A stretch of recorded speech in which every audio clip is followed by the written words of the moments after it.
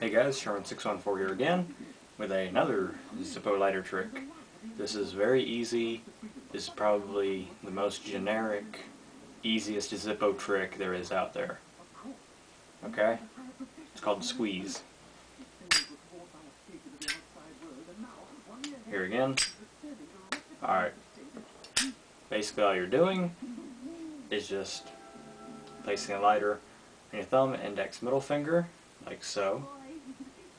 And you want to snap, like you snap your fingers. If you can snap your fingers, then you can do this trick.